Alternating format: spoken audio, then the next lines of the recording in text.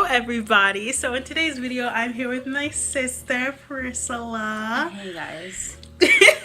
And in today's video we're going to be talking all about 10 things we've learned in 2018. So I did 5 and she did 5 and we're just going to go down the list, talk about it a little bit.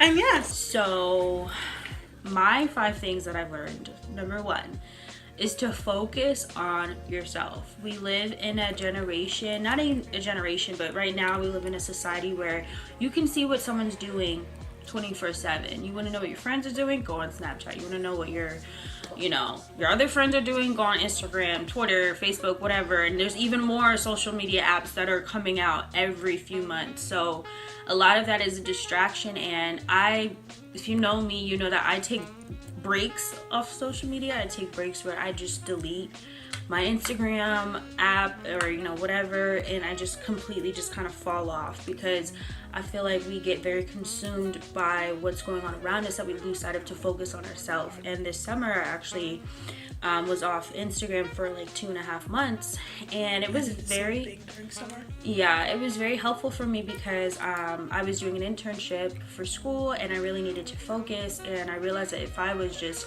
worrying about what my friends were doing back in New York and whatever, I was just going to be very distracted, and also probably a little bit sad that I wasn't doing the same things that they were, because they're in a different position than I am, me being a student. But anyway, so focusing on yourself, and not just social media, but like really actually that means not comparing yourself to other people. That's a big one, and people, especially like teens, don't listen to that. Yeah, not comparing yourself. And a big way that you compare yourself is on social media, because if you don't really know what other people are up to, then you're not worried about like, oh, who got this? Who got these new pair of shoes? Who has a boyfriend? This and that. Mm-hmm. If you are really just focusing on yourself and what you are passionate about, what you care about, what you have to do, you're not worried about what everyone else is doing. That includes celebrities too, because we're very obsessed with what celebrities are doing. Celebrity gossip is so strange that we're not focusing on ourselves. So that's my number 1. Also, one thing I would like to add to that, you made a lot of good points, but like I used to follow over 2,000 people. I don't know why. That's crazy. And now I only follow 435. So I unfollowed a lot of people, and then I was off of like social media, I think for like 2 or 3 weeks. But I got a lot done. And you realize how much time you're wasting by being on. Okay, so my second one is the universe always has something better. And I learned this because several times this year I thought I would lost something. For example, during the summer before I started my internship, I thought I ended up moving out of an apartment that I loved. And I was so upset. I remember crying and calling my mom, being like, I can't believe this. I can't believe I have to move out, whatever. And long story short, after my internship, I came back. I found an apartment within a week, basically, and it's 10 times better than my other place. You know what I mean? And my living situation is 10 times better. And I feel like sometimes we are afraid that the universe or God does not have something better in store for us, because we're so used to what we have in front of us. But when you really think about it, if you really have faith that, okay, I deserve other things, I deserve better things, then you let go of that fear of, oh my God, what's gonna happen to me? Like every time I thought that I was gonna end up losing, I end up winning even more. And that sounds really corny, but it's true. Literally every single time I'm like, damn, what's gonna happen? Like I remember I graduated college a year later than I thought I was going to, right? But that time period of me, working still and trying to finish my degree, that was a very important 1.5 years for me, because without that I probably wouldn't have gotten into the grad school program that I got into, and I'm about to finish literally in 3 weeks. So it really just shows you how the universe really does give you things 10 times better, but you have to have faith that it's going to come into fruition. So next is keep your heart open. This one is really important, not just in terms of romantic love, which is kind of what I'm referring to, but also just in terms of like forgiveness and acceptance. When you keep your heart open to things, you don't reject anything that comes your way, meaning you're not judgmental to it. And I read a book called The Untethered Soul in the beginning of the year, which completely changed my life. I highly recommend you guys read it. It's called Untethered Soul by Michael Singer. And in it, he talks about keeping your heart open. And I feel like that's the only way to really experience love. Keeping your heart open, and that's also forgiving people. That means you're keeping your heart open. You're not closing. That means, you know, trying to get over being too sensitive. Because if you're a very sensitive person, that means like if someone offends you, you close up automatically. So when someone says something like, oh, I don't like your shirt, and you start crying, it's because it's something that you're overly protective about, is your appearance, when you really don't need to be. Like right now I'm wearing a scarf because my hair's a mess, and if y'all have something to say, I don't care because I still look cute. But anyway, so yeah. You're really feeling yourself right now. I mean, I kind of look a little Erykah Badu-ish, a little like, you know. Okay, let's move on to the next one. Do you have anything to say in addition to that? I agree. I mean, I agree with like all of them because we wrote these together. But with maintain, or no, that's the next one. Sorry. So to keep your heart open, I would say in terms of the forgiveness thing, I think that's really important because like with me, I can only say like in terms of like relationships with like friends and family and stuff. And one thing that I just have learned is that like life is too short to be holding grudges. It's very true. You have to because like there was like for instance this year I wasn't close to the girl, but there was like a death from a person in our school, and literally just graduated high school, was going to a great university, and it just proved to you that like life is too short for you to be holding grudges. And I always think like this might sound really sad, but like my mom and dad will always say like I always say good night, love you to like everyone in my family, even if like I got in an argument, I always say it because she does because good night, love you. Yeah, because the thing is like it's sad, but you never know if you're gonna wake up and see them again. And you don't want your last thought to be like, wow, I just had a fight with like my family member. So like you have to put your pride away sometimes, and that's something I can definitely work on. But you have to put your pride away, and had to put your pride away, and like she said, have an open heart because it'll help you in the long run. That's very true. Wise words. Thank you. From Angel. Okay, so my fourth one is to maintain good habits, and I will say this year you did a really good job with that. Thank you. No, actually. Thank you. Wow. She got really into fitness. I did. I really did. I really tried to change my lifestyle because I just felt like I was getting uncomfortable in my own skin, and not even so much with like weight, just like I felt like I wasn't trying to take care of my body. Sorry. And I didn't like that feeling. Please edit that out. I didn't like the feeling of not treating my body as sacred as it is. Like I didn't like the fact that I was eating junk food, or you know, not cooking enough, or you know, just not taking care of myself, and not being mindful either. So I formed, you know, 3 habits that I wanted to stick to this year, which for the most part I have. First one was to meditate, you know, every day, or at least if I couldn't do it every day, because some days you really just don't have time and you're just like running out the doors, and it makes you aware of yourself, because a lot of times we don't even know. A lot of times people think they're very positive people, and it's like you're actually one of the most negative people that you know because of your thoughts. Like if most of your thoughts are negative, chances are you're probably a very negative person. So if you're able to catch that, like, oh, I'm always stop them as soon as like, oh, I'm always doubting something, I'm always gossiping, I'm always like thinking these negative thoughts, I'm always hoping for the worst, expecting the worst. You have to maintain that, and like you have to be mindful, like, okay, this is negative, this is not helping me or feeding me. So that was one thing. And something that I always say is like, I've been saying this because like now I take psychology, but they say like if you say something, it's 7 times more likely to happen, which is really true. So if you're saying like, oh, I can't do this, I can't do that, like you're literally just not gonna be able to do it. On top of that, speaking things into existence is very, very important. I didn't add that to my list, but I should have, because like everything that I accomplished this year by God's grace is because I spoke it into existence. My second habit that I wanted to maintain was eating healthy and eating cleaner, and I think I've definitely have made a major improvement on that. I'm not perfect. I still love me some Chick-fil-A. I love me some Taco Bell. I love me some Domino's. Surprisingly, I used to hate Domino's, but Yeah, I was it's surprised by actually not that one. bad. Yeah, my boo got me back on the Domino's wave. Anyway, irrelevant. But I make a point to every week, I go food shopping at Trader Joe's.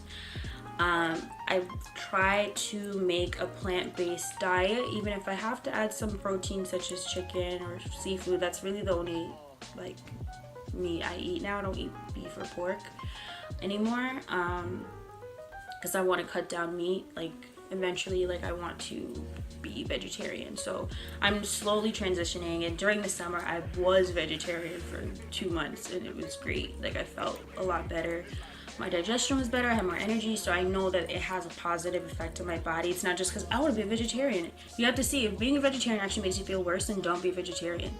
Or if it makes you feel worse, like why, you know? But if it makes you feel better and you notice that there's a positive impact on it, then why wouldn't you want to do that for yourself? So that's something that I want to get back to, because during the holidays, since Thanksgiving, I've been having a hard time.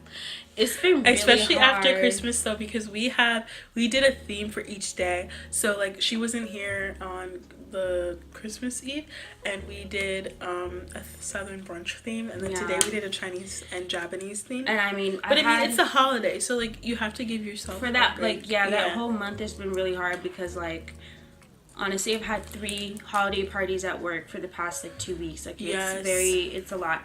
So anyway, but eating cleaner, being conscious of what I'm eating, trying to eat food with less chemicals, because even a lot of healthy foods have a lot of chemicals. Like, you know, especially if it's frozen or processed, like that doesn't make it healthy just because it's vegetarian or vegan. Long story short, I really just like changed the way I ate. I did notice I lost like a good amount of weight in Texas, which is where I was over the summer. And coming back, you know, I go to the gym every week, like at least 3 times a week. So I do try to maintain a healthy lifestyle. But I think now that the holidays are pretty much running down, all we have is New Year's Eve left, which is pretty. It's not as a hefty holiday as like Thanksgiving and Christmas Eve really, and whatever. You don't really make this much. Yeah, you kind of just like do your thing on New Year's Eve. So go to church. Yeah. So anyway. So yeah, maintaining good healthy habits. So those 3: meditation, fitness, and healthy eating. And I would also I would say those. That's something that I've always struggled with, is maintaining habits. But I think like what I'm definitely gonna try. Want it. What I'm trying this year is also not to be so hard on yourself, because like once you do that, like we were saying before, if you tell yourself you can't do something, you're just not gonna be able to do it. So I just say like I'm gonna really try my best to makes a lot better habits. Yeah, and you have to be patient, because I messed up. There was many times I messed up, and it doesn't mean you stop. You means that next week you start fresh. You keep going. You don't stop, because majority of the time, if you know you've been doing better than worse, then that's still progress. You don't say, okay, I messed up this 1 week, I did terrible. No, you still did good. Yeah. You know, if you manage to go to the gym twice a week instead of 3 or 4, that's okay. That doesn't mean that you failed. At least you went. Yeah, like I didn't go at all this week, but guess what? I'm gonna go this weekend, so it's okay. And then my last one is, it's okay to say no. And if you are someone who's very empathetic, I consider myself an empathetic person, meaning you feel. I need to learn this for when I start working. Yeah, when you feel what other people feel, like in a way that is so deep, like, you know, if someone starts crying, you start crying, you know what I'm saying? Like, because I do that. Like, if I see my mom crying, automatically I'm gonna start crying. If I see my little sister cry, I'm gonna get emotional. Like, it just, you know, when you're an empathetic person, you're prone to wanting to always help people, and that's not bad to help people, but you have to learn how to create boundaries. And this is the first time I feel like in my adult life I've been able to say, no, I'm not gonna help you, because you know what, I'm tired. Or, no, I can't go to your party because I want to go home and watch Netflix and not do anything.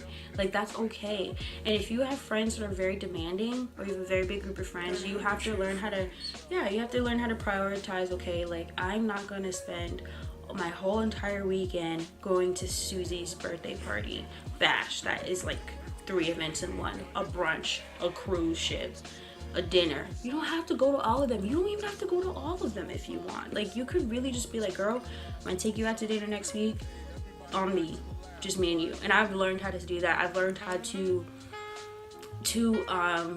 not force myself to commit to certain things because I want to be a good friend. And I feel like a good friend is actually someone that's honest with themselves. Because say I go to, you know, a birthday party that I'm just exhausted, or I don't have enough money to go to a birthday party, or, you know, and like spend $80 on a dinner, as a lot of times group dinners end up being way more expensive than you ever expect. That doesn't make you a bad friend for not going. What makes you a good friend is being like, hey, I can't afford that, but you know what, I got you. Next week, let's go out for coffee and just talk. And you spend 2 hours with that person versus you being there at their dinner for an hour and being miserable and worried about blah, blah, blah. Like, to me, that shows like you're a better friend. And this is in all areas, like just being able to say no, and no is a full sentence. Like, not a thinking that you have to explain your way out of a no. You know what I'm saying? Like, that is something I feel like a lot of women struggle with in general, is like always having to say yes to people to seem nice or approachable or a good mom, a good wife, a good friend, good girlfriend, whatever. Yeah. You don't have to say yes to everyone. Like, you shouldn't say yes to everyone, because that means you don't have a mind of your own. So, and not everyone. I like saying no. No, no, no. Okay. And also some people will just use you because they know that you're like really nice. Yeah, some nice good points, Priscilla. Thanks. Okay. So now we're gonna move on to mine. Okay, so the first one that I had was always put God first. And this year my goal was to be more spiritual, because I felt like I was not at all these past few years, and I definitely feel like I made a difference with that. I started watching more sermons, and my favorite are Stephen Furtick and TD Jakes. And the reason why I like them so much is because I think a lot of the times people focus on religion and think that it's just following rules, which that is what your religion is. That's why people have set religions. But I think the most important thing is being a person of faith, because at the end of the day, your heart is the most important thing, making sure that you have a good heart. And that's the thing that God is going to be judging, not, you know, necessarily all of the other things that aren't really important. So yeah, that was my first lesson of this year. Second thing that I have is family is everything, because I feel like last year I spent so much time with my friends and I didn't really spend a lot of time with my family. And like these moments, like where we are right now, spending time with our family and Christmas and everything, and you just notice like how grateful you are for your family, and just spending more time with them and being really appreciative of that. I thought that was like one big major thing that I've learned this year. And I definitely want to spend even more time with them, because my sisters no longer live with me. They're all grown up. So, you know, I hope I can visit you more often. You will. Yeah. So it's okay to fade away from people. And then in parentheses, I put high school friends, because I think a lot of the times, like when I first started high school, I was like, oh my gosh, I'm gonna be friends with this person for the rest of my life and whatever. And that list of 10 lowered down to like -1. Yeah, it really did. But like, it really does. Yeah, so like you have to learn that like you have to pick the right people for you, and don't waste your time on people where you don't have the same values. Because like I thought like, oh, like am I being mean for not wanting to be friends with someone because like I don't see eye to eye on them in terms of like how we see things? And it's like, no, like that's why you are friends with someone. And you know, high school friends, But explain what you mean saying eye to eye on things. like His values and beliefs, like, yeah, so like my thing is like, for instance, like me and Priscilla don't see eye to eye on everything. You're never gonna really meet someone where you see eye to eye on everything. it's true. But I mean, in Not terms, even your partner. Like, you're Yeah. not always gonna see So, eye to like, eye with everything. what I mean by that is just like, if the person is changing in terms of their character, then I'm like, I don't think I can really be friends with you anymore. Yeah. So And your that's, character is reflective of your values, because Yeah. your beliefs can be different. Like, I think it's very important to actually have friends with different beliefs. Yeah. Like, I have friends that are Jewish, I have friends that are Muslim, I have friends that are atheists, I have friends like from literally all all kinds of belief systems, and that's just religion. That's not even talking about other belief systems about, you know, creation and politics and, you know, things like that. But your values are what really hold true to you, your core. Yeah. You know, kind of is like reflective of your morals and your character. Like how you treat people. How you treat people is exactly. Huge, because that's something that I've seen is like, if I see like how you're treating people is wrong, that'll tell you so much and about how you a treat person. yourself, because you don't want to be friends with, no offense, you don't want to be friends with someone who is very self-destructive, because that eventually will rub off on you. Yes, definitely. Because and it's so sad. You see that so much in high school. You want to save them, and you realize like you really can't save them. But yeah. But it's okay to fade away from people, and like at the end of the day, you know, God is gonna give you like the environment that you need. That's definitely one thing that I really want this year, is to make sure that I keep a healthy environment. Number 9 is to stay out of drama. So yeah, that's really important. That's a huge lesson learned this year. And if you're in drama, you have too much time on your hands. I'll just say that, because if you really are a busy person, trust me, and this goes back to focusing on yourself. If you are a busy person, you keep yourself occupied, you keep your mind stimulated, you're always learning, you're always wanting to educate yourself, you're always wanting to travel and see the world and understand yourself and the world better, you don't have time for drama. You don't have time to get into fights with people. You literally won't, because you won't allow yourself to have that window of opportunity. So if you really are like someone that's like, you find yourself arguing with people a lot, or like fighting with your friends, or fighting with people you don't even know, like on the internet or whatever, you got too much time in your hands. Also, making lame Finsta posts and like trying to like, you know, shade someone. I see that all the time in high school. It's such a waste of time, and it really does nothing. Like, so like that's another way to just stay out of drama and stuff like that. And just like what you said, just focus on yourself. But that's a big thing I've learned, is to stay out of it, because it'll only help you in the end, you know. And also another really big point is, just because like with high school girls, I feel like, and I saw this post, like girl code is don't be friends with your friend's enemy or whatever. Stuff like that, you're just creating more drama for yourself. Don't let anyone control you in terms of like who you could be friends with.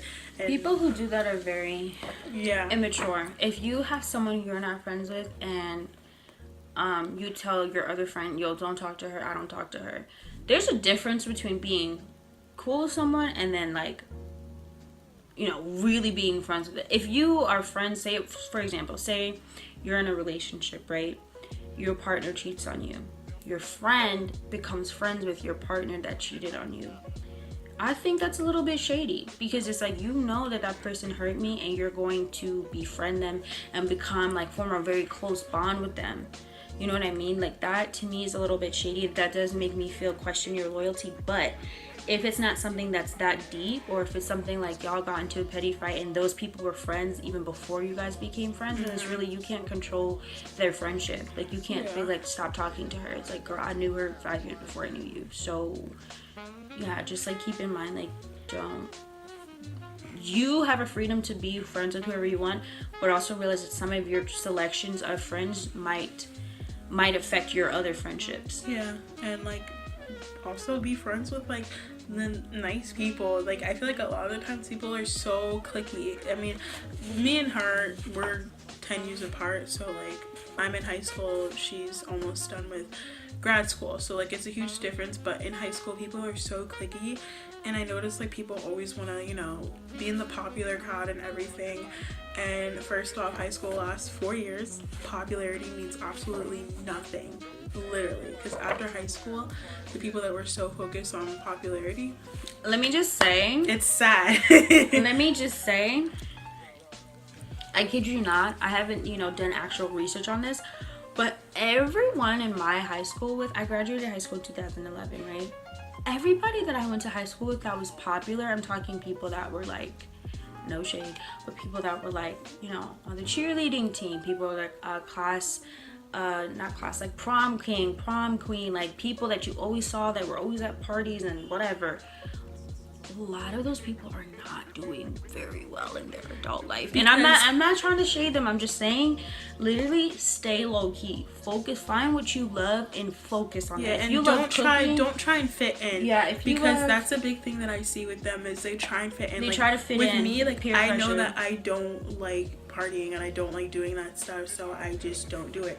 But I know so many people that don't like doing that stuff and they force themselves to be popular and literally to enjoy it, and that's really stupid, you know. The people that literally like, so many people I know that were like very popular in high school. I was kind of like one of those people that wasn't really popular, but everybody knew who I was at the same time. Like people knew who I was because I was my own person. Like I was friends with nerds. I was friends with people that were in the band. I was friends with some athletes. Yeah. I was friends with Asian kids, Indian kids, some black kids, some Spanish kids. Like I was friends with everybody. And yes, maybe that would make me popular, but I didn't do things that popular kids did. And that doesn't make me better than them. That just means that I wasn't a follower. And I think that is a big thing. Like in high school, people are followers and everyone wants to be cool and blah, blah, blah. And literally everyone who like wanted to do that ended up being like very average. I'm not even joking. Like the very few people that actually got out of their hometown and made something of themselves were people that were kind of like weird, like me. Like they just kind of little like, they were cool, but they're also weird, and they were cool, but not cool enough for cool kids. And we were like kind of weird and nerdy, but like not outcasted either. Yeah. So I feel like another thing is like some people do like doing like going to parties and stuff, and that's no problem. That's what you want to do. But you have to be able to control yourself. And a lot of kids, like a lot of high school students, you're not in an age where you learn self-control. Yeah. You know what I mean? You really don't. To me, you don't learn self-control with partying until you're about like 24, 25, and at that time most people have already partied like crazy and they lost their self-control. Like when you're in your mid-20s, that's when your brain is actually not fully developed until you're 25. So think about all the stupid decisions you're making before then. Yeah, and I just feel like be responsible. But yeah, just like don't try and like fit in and stuff like that, because it doesn't make any sense at all. The only person you should fit in with is yourself. Like it really, it's a waste of time. And then my last point is to be grateful, because I mean, I know today I was like low-key complaining about like the Christmas stuff. Okay, because we did a trivia game and they said it was gonna be pop culture. She's just mad because she lost and I won. And it was all Bible questions. And if it was Bible questions, it should have been called Bible trivia. They weren't all Bible questions though. Like at least like 7. Half of it, most of them were. But. Yeah. Anyways, but other than that, be grateful for what you have, because like I've learned a lot from like this year, and I've learned that not everyone has a family, not everyone has friends, not everyone has a house and a roof over their head. There's so many people that like if they were in your position, they would be crying tears of joy, you know, and we take all of those things for granted, and it's really, really sad. So, you know, one thing that I definitely can practice on more is being grateful, but it's also another thing that I've learned now is that the fact that you're breathing is a blessing, and don't take that for granted. And also another really big thing that I've learned from that is a lot of the times when people want to be successful, they will kind of put themselves in a self-victimizing situation for the place that they are in. Victimizing. Can we for the place that they're in their tune life? Into that word, the vocab is strong. It's true. They'll put them why they can't elevate, and you can elevate no matter where you are in your life. There are so many stories of people who came from the very bottom and worked their way up top from just simple hard work and being grateful for what they have. Because if you are able to breathe and you have faith, you can literally do anything. So that's definitely one thing that I've learned. I've gotten really into motivational videos this year too. So yeah, but those are all of our 10 points. So we hope that you guys enjoyed this video. Thank you very much, Priscilla. You seem to really like this. I enjoyed myself. Yeah, so I did enjoy myself. Join some more videos then. I will. Okay, so thank you guys so much for watching. This is a long video. It's literally almost 35 minutes. Gonna have fun editing. Okay, bye.